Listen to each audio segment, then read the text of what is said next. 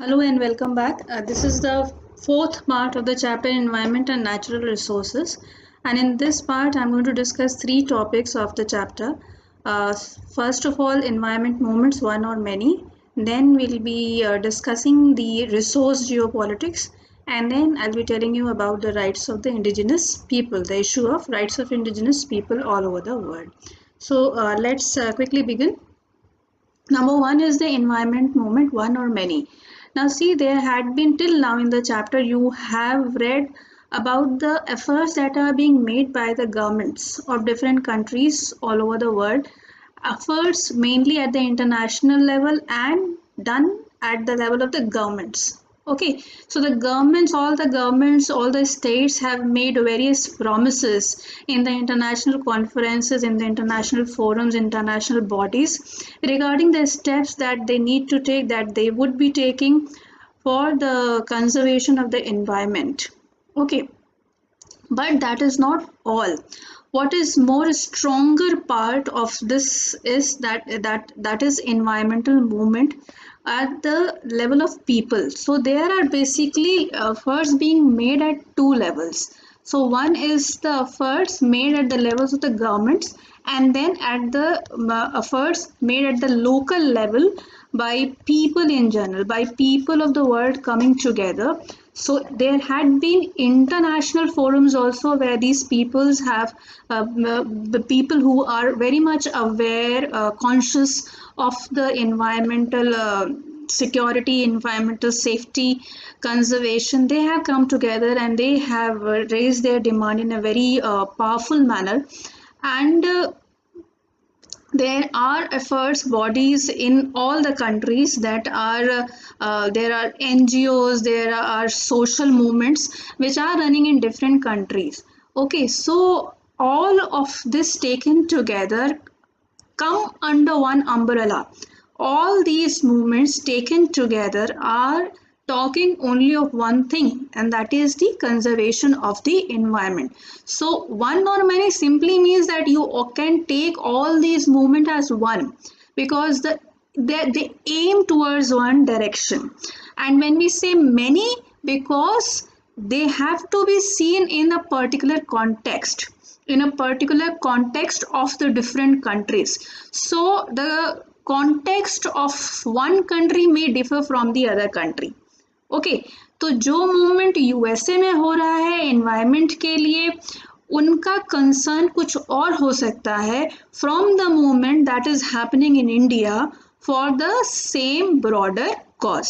ठीक है, तो इस कॉन्टेक्स्ट में अगर हम देखने जाएंगे तो जो एनवायरमेंटल मूवमेंट डिफरेंट कंट्रीज में एट लोकल लेवल हो रहे हैं, जो सोशल मूवमेंट्स बन गए हैं, they are very powerful, they are very vibrant social movements. और ये पावरफुल केवल इस सेंस में नहीं है कि कितने लोग उनको सपोर्ट कर रहे हैं. पावरफुल इस सेंस में है कि they are very they are adopting very noble means, or sheer support that they are getting make you aware of the type of force, the type of pressure that these movements can exert over governments. तो जैसे कि आप, मैं एक simple सा एकदम layman वाला example दूंगी. जैसे कहीं कि मान लीजिए कि माइनिंग हो रही है, और जो माइनिंग हो रही है वो ठीक नहीं है एनवायरनमेंट के लिए. ठीक है, अब उससे कोई ग्रुप ऑफ पीपल एसोसिएट हो गए, बड़े फियरलेसली उन्होंने उस इशू को रेस किया, उनके साथ लोग जुड़ते गए जुड़ते गए जुड़ते गए. तो गवर्नमेंट अगर उसमें एक्ट करना नहीं भी चाह रही थी previously, then because of so much of public pressure, the governments all over the world have been forced to act in such matters. तो गवर्नमेंट्स उसमें फिर फोर्स होती हैं इंटरवीन करने के लिए और उसको स्टॉप करने के लिए. तो ये है पब्लिक प्रेशर का, जो पीपल्स मूवमेंट है उसका पावर ये होता है. तो इस तरह के movements all over the world different countries में they have been very successful, and broadly they can be divided into three categories. Okay, which is discussed in your book also. I have done it in the same manner. तो तीन categories में है. पहला तो है forest movements, फिर they have been movements against mining, okay, and then there have been movements against mega dams. तो ये तीन कैटेगरी के मूवमेंट्स आपके बुक में डिस्कस हैं. तो फॉरेस्ट मूवमेंट्स बहुत से कंट्रीज में है, स्पेशली जो कंट्रीज मेंशन है बुक में वो है Mexico, Chile, Brazil, Malaysia, Indonesia, continental Africa, in India. Forest movement के साथ कई इश्यूज इन्वॉल्व है। तो forest movements like the movements for the conservation of the forest, तो कई बार फॉरेस्ट का इलीगल फेलिंग होती है ट्रीज की, उसके अगेंस्ट मूवमेंट होता है। फिर इस मूवमेंट में जो इंडिजिनस पॉपुलेशन है, जो ट्राइबल पॉपुलेशन है, जिनके राइट्स अफेक्ट होते हैं, वो लोग भी इसके साथ एसोसिएट हो जाते हैं। जो वार्मिंग को, टेम्परेचर राइजिंग से लोग इश्यूज से कंसर्न है, वो लोग। तो जितने भी देखिए इन सारे मूवमेंट्स में जो स्टेक होल्डर्स हैं वो बहुत ज़्यादा हैं, और जितना ज़्यादा, और इसीलिए ये मूवमेंट की जो पॉलिटिक्स है ये बहुत कॉम्प्लिकेटेड हो जाती है, बिकॉज एक की वजह से दूसरा अफेक्ट होता है, और यूजुअली इन चीज़ों में बड़े बड़े जाइंट्स इन्वॉल्व होते हैं।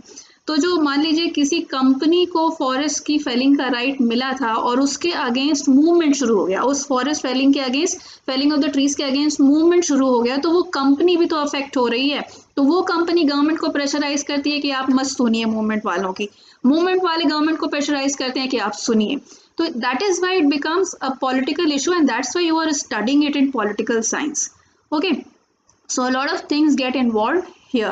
So these countries are known for their forest movements. Then there have been movements against mining.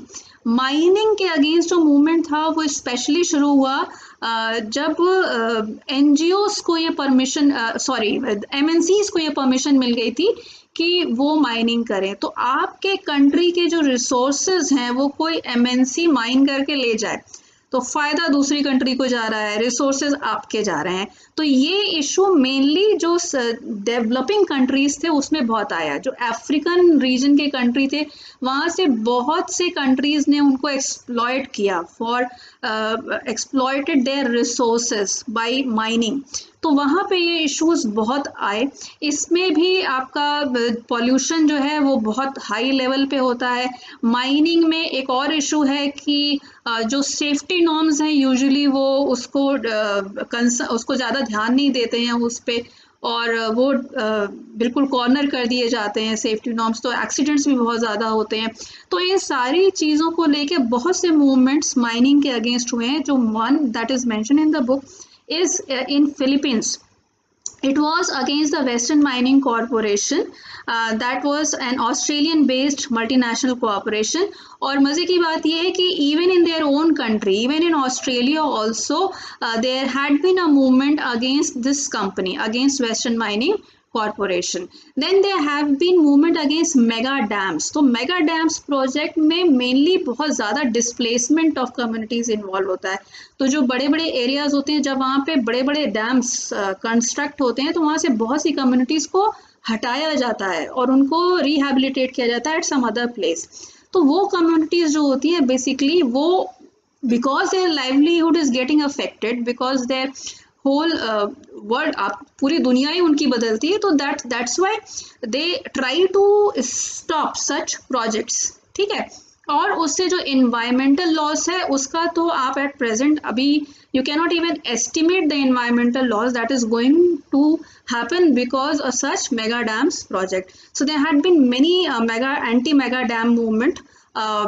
One is the movement in Australia over the Franklin river dam, और दूसरा जो सबसे फेमस और जो आपकी सेकेंड बुक में बहुत डिटेल में भी दिया हुआ है, which we will be doing it there, that is Narmada Bachao Andolan movement in India. And it is a very long drawn movement which is known for a lot of things. We will be discussing it all in the second book. तो ये movement उसके लिए जाने जाते हैं। अब इसके अलावा जो आप लोग डेली लाइफ में आप लोगों ने कुछ चीज़ों के बारे में सुना होगा और उससे रिलेटेड ये दो पिक्चर्स देखिए। ये पिक्चर्स बहुत ही मतलब you belong to this generation, right? So you must be knowing of them. The first one, she is Severn Cullis Suzuki, जिन्होंने 92 में यूएन कॉन्फ्रेंस में, वो जो रियो कॉन्फ्रेंस आप लोगों ने पढ़ी है, अर्थ समिट 92 की, उसमें इन्होंने एक स्पीच दी थी और ये स्पीच इतनी फेमस हुई थी और उसके बाद इनके साथ बहुत लोग जुड़ गए थे रिगार्डिंग द प्रोटेक्शन. बहुत powerful speech, it's available on the internet. I would recommend to listen to that, listen to her. And then this girl, everybody knows, she is so popular right now, Greta, and she delivered a speech in the United Nations Climate Action Summit in 2019, held in New York City. And right now she is like the leading face for the environmental conservation, environment movement के लिए. तो कुछ ये बड़े inspirations हैं और ये बहुत ही मतलब it is an issue that is connected to the core of human survival. तो ये मूवमेंट्स उसे कनेक्टेड है. नेक्स्ट हमारा जो टॉपिक है that is resource geopolitics. Resource geopolitics होता क्या है? See, it is associated with the allocation and allocation of the distribution of natural resources among the different countries of the world. The politics over that. तो आप इसको simple भाषा में ये समझिए कि वर्ल्ड के जितने भी कंट्रीज हैं उनका ज्योग्राफिकल लोकेशन ये डिसाइड करता है कि उनके पास क्या रिसोर्सेज होंगे. ठीक है, तो एक कंट्री जो सी के पास है उसके पास सी है, सी इज अ रिसोर्स. ठीक है, लेकिन जो एक लैंडलॉक कंट्री है जिसके चारों तरफ खाली लैंड है, it does not have access to sea. Fine, आपके पास जो मिनरल्स हैं वो किसी और कंट्रीज के पास नहीं हो सकते हैं और आपको जो मिनरल चाहिए वो आपके पास नहीं हो सकते हैं, किसी और के पास हो सकते हैं. तो what ever resources you have depends upon your geographical location. Okay, and whatever resources you need, on that depends your politics. Okay, so the countries will try to have good relations with the countries from which they are getting the resources. तो या तो आप उनके साथ अच्छे relations रखिए या तो उन countries के ऊपर अपना control रखिए जिससे कि आपको वो resources मिल जाएं. This is what is called resource geopolitics. So the politics is mainly guided by the consideration that what resources you have and what resources you want. Okay, तो एकदम simple language में ये है resource geopolitics and this has been the main reason. अगर आप countries की जो world history देखने जाएंगे तो उसका जो सेंटर पॉइंट है वो है resource geopolitics. Who gets what, when, where, how. Okay, तो अगर आप ये कॉलोनाइजेशन का रीजन देखने जाएंगे 17th सेंचुरी में देखने जाएंगे तो European powers looked for the colonies. अब इंडिया में ब्रिटिश, फ्रेंच, पोर्चुगीज क्यों आए थे? वो आए थे क्योंकि उनको हमारे यहाँ से कुछ चीज़ें चाहिए थी जिनकी डिमांड यूरोप में ज़्यादा थी. Okay, so they came here for spices, they came here for stones, they came here for black pearl, what they call black pepper को black pearl वो कहते थे, वो उसके लिए आए, black gold कहते थे. ओके, तो ये जो रिसोर्सेज हैं उसके लिए वो आए. फिर यूरोप में जो नेवी थी कंट्रीज की, that was the basis of naval power. तो नेवी के लिए आपको क्या चाहिए? नेवल पावर के लिए उनको टिम्बर चाहिए था, फिर वो टिम्बर के लिए आए. ठीक है, और इस चक्कर में उन्होंने इन कंट्रीज को कॉलोनी बना लिया. ठीक है, अफ्रीका में जो यूरोपियन पावर्स थे उन्होंने कॉलोनी बनाई क्योंकि वहां से उनको मिनरल्स चाहिए थे. फाइन, तो ये रिसोर्स जो है that has been the centre, it has been the centre of politics. Cold war जब शुरू हुई, first and second world war में the control over oil was given so much importance. को ये रियलाइज हुआ कि इतना इम्पोर्टेंट है कि आपके पास ऑयल रिसोर्सेज हो. उसके बाद फिर कोल्ड वॉर शुरू हुई. कोल्ड वॉर के टाइम में they started, the super powers, they started adopting various means to control the resources. तो उन्होंने अपनी आर्मीज वहाँ लगा दी जहाँ पे रिसोर्स थे वहाँ एक्सट्रैक्शन के लिए. उन्होंने फ्रेंडली गवर्नमेंट्स इंस्टॉल की उन कंट्रीज में जहाँ पे वो रिसोर्सेज थे जो उनको चाहिए थे. ओके, उन्होंने ट्रीटीज कंक्लूड की, उन्होंने ब्लॉक्स बनाए उन कंट्रीज के साथ जिनके साथ वो रिसोर्स उनको मिल सकते थे. तो at the center of the politics is resource. What resource you have and what resource you want and how to get it. Okay, so this is the relation between trade, war and power have been dominated in Western ideology about resources. It has led to interstate rivalry, and the global European power expansion has been fueled by resource geopolitics. I hope you understood. ठीक है. Now in the book they mainly two resources have been discussed, and it is asked as, sometimes it has been asked as 6 marker also, that discuss the importance of oil as a resource, or the history of petroleum is the history of war. This line, the history of petroleum is the history of war, इसको कहा जाता है कि explain करिए, और ये 6 marker के लिए आता है. तो उसमें आपको कुछ डरने की ज़रूरत नहीं है, सिर्फ रिसोर्स जियो पॉलिटिक्स की आप उसको एक्सप्लेन कर दीजिएगा, पहले डेफिनेशन, और उसके बाद फिर ये जो पूरा लिखा है ये लिखिएगा. सो one of the driving factors in the world economy is the present time is a reliance on oil as a portable and indispensable fuel. तो ऑयल की बहुत इंपॉर्टेंस है, और इसीलिए आप लोगों को पता होगा जो मिडिल ईस्ट के कंट्री हैं, वेस्ट एशियन रीजन के, स्पेशली गल्फ रीजन के जो कंट्रीज़ हैं, वो बहुत ही ज़्यादा रिच हुए हैं because of only one resource, and that is oil. And there had been so many wars that have been fought. Actually, the politics of that entire region all over the world is concerned, it is mainly centered over the control of the oil resources. ठीक है, आप लोगों ने एक इसके बारे में बहुत डिटेल में पढ़ा है, और वो है गल्फ वॉर. ओके, चैप्टर 3 में ये है, हेजमनी में. उसमें अगर आपने नहीं पढ़ा है तो वो जाके पढ़िए, first gulf war and second gulf war over the control of oil resources. उसका basic reason वही था, which you can cite here as an example. Okay, so the Gulf region accounts for 30% of Gulf region. I hope you all know. If you don't know, the region of the Persian Gulf is the Gulf region. All the countries around that region is called the region of the Gulf countries. Okay, so that accounts for 30% of world's oil production and 64% of planet's known reserves. Saudi Arabia has a quarter of world's reserves. Saudi Arabia के पास ही 1/4 oil है total planet का. It is a single largest producer. Iraq comes at a second place. This has been asked many a times as one marker. Okay, so Saudi Arabia is the largest producer of oil, and Iraq comes at the second place. Substantial portion of Iraqi territory is yet to be fully explored. ऐसा कहा जाता है कि उनके पास potential जो resources हैं वो बहुत ज़्यादा हैं, जो अभी अनएक्सप्लोर्ड हैं. Then the second resource that is discussed is water. Now water अभी कहा जा रहा है कि the third world war would happen over the waters, कि वाटर के ऊपर थर्ड वर्ल्ड वॉर होगी. ये डायग्राम ये जो है आपकी बुक का यही सब एक्सप्लेन करता है. 70% वाटर होना चाहिए अर्थ पे, और है कितना, 1/3 है. So it is very, the fresh water resources are dwindling day by day very rapidly. Increasing scarcity of the resource has not only affected politics at the global level but also at the national and the regional level.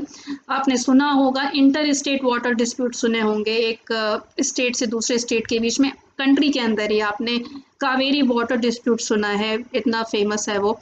Okay, disputes over water relates to downstream states objection to pollution, excessive irrigation or construction of dams by the upstream. अब downstream upstream क्या होता है, बहुत ही easy है. जो reverse होती हैं वो ऊपर से नीचे की तरफ फ्लो करती हैं. तो जब ऊपर वाला जो स्टेट है अगर वो उस पर डैम बना देता है तो वो नीचे वाले स्टेट का वाटर रोक रहा है. सिंपल सी बात है. ओके, सो जो डाउनस्ट्रीम स्टेट्स होंगे they will be objecting to the upstream states creation of dams, increasing pollution, excessive irrigation, all that, and this has become a cause of dispute amongst nations. Okay, so two disputes have been given as an example. One is between Israel, Jordan and Syria in 1950s and 60s over the water of the river Jordan and Yarmouk. ठीक है. And the second example is a dispute between Turkey, Syria and Iraq over the construction of dam over the Euphrates river. So this is resource geopolitics, all about resource geopolitics. Then we have the last topic, that is indigenous people and their right. I told in the previous video that indigenous people basically are those people, those communities who are right now living in the remote areas. So the definition of indigenous population is very much asked as 2 mark. Okay, and this is the definition. UN defines indigenous population as comprising the descendants of people who inhabited the present territory of a country at a time when persons of different culture or ethnic origin arrived there from other parts of the world and overcame them. मतलब क्या हुआ कि वो लोग जो वहाँ के original inhabitant थे, बस आप ये दो वर्ड याद रखिए तो आपको समझ में आ जाएगा कि क्या है. ओके, तो जो लोग वहाँ पे रहते थे जब बाहर से लोग नहीं आए थे, ठीक है, तो अफ्रीका के वो लोग जो वहाँ के जंगलों में वहाँ की लैंड पे रहते थे जब बाहर से दूसरे लोग नहीं आए थे और उन्होंने उस जगह को ऑक्यूपाई नहीं किया था. Fine. So that population is known as the indigenous population. There are around 30 crores indigenous people living in different parts of the world, spread along Central and South America, Africa, Southeast Asia, Asia, Australia, New Zealand. बहुत सारी communities के नाम आपकी book में दिए हुए हैं. 2-3 नाम याद कर लीजिएगा, जो भी आप याद कर सकें. Okay, so if you write in the answer those names of the different populations, that would be better. Okay, so what is their main concern? देखिए, इंडिजिनस पीपल जहाँ पे भी रहते हैं, अगर वो डेजर्ट में रहते हैं तो उस डेजर्ट को, अगर वो माउंटेन में रहते हैं तो उस माउंटेन को, जिस एरिया में भी रहते हैं उस पे वो अपना राइट मानते थे, क्योंकि वो वहाँ पे सदियों से, जनरेशन से रह रहे थे. ठीक है, तो वो उसको अपना राइट, क्योंकि they are depended on that area. वो कोई पढ़े लिखे लोग नहीं है जो कोई जॉब करते हो. They are totally depended on the area where they live. तो वहीं से उनको खाना मिलता है, वहीं से वो कपड़ा बनाते हैं, वहीं पे वो झोपड़ी बना के रहते हैं. ठीक है, entire livelihood is centered on that land only, depended on that area, that resource only.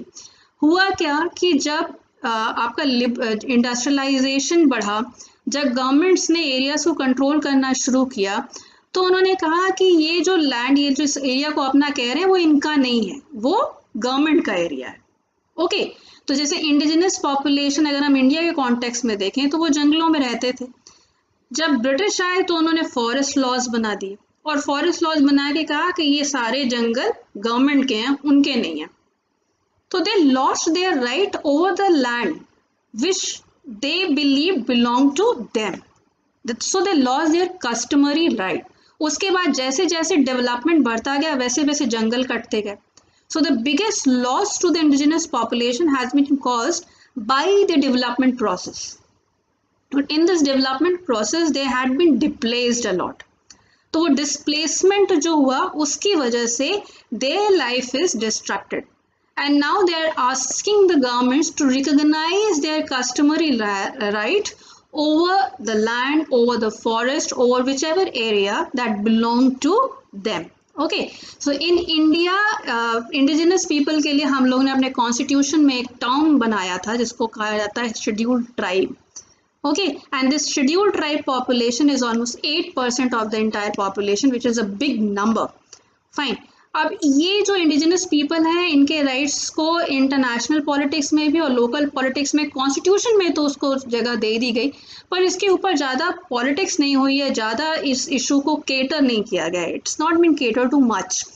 But in 1975 जो इंडिजिनस लीडर्स थे उनके डिफरेंट कंट्रीज़ के, उनके बीच कॉन्टैक्ट उन्होंने इस्टेब्लिश किया, and they established the World Council of Indigenous People. It was formed in 1975 and it has become the first of 11 indigenous NGOs to receive consultative status at the UN, and now talks are happening over the rights of these people, over security, safety to these people.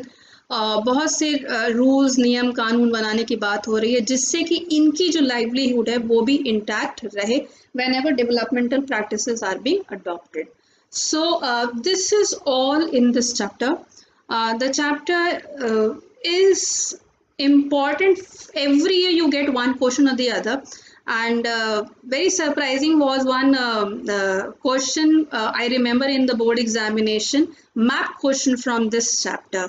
So I'll be discussing that when I'll be doing the video on map questions, that what map clues, how to make map clues and how to prepare for the map question that you get in your board exams. तो उसमें मैं इस चीज़ को discuss ज़रूर करूँगी. इस chapter के लिए this much is sufficient. And now next, because since so many people are asking to start the second book, I'll be doing first chapter of the second book. So my next video will be challenges to nation building. I'll start that chapter, and the last chapter of this book, which is left globalization, I'll take it up after that, after the first chapter of the second book. So hope you all are liking these videos. Please keep giving your feedback in the comment section so that I can help you further. Thank you so much for watching. Take care. Bye bye.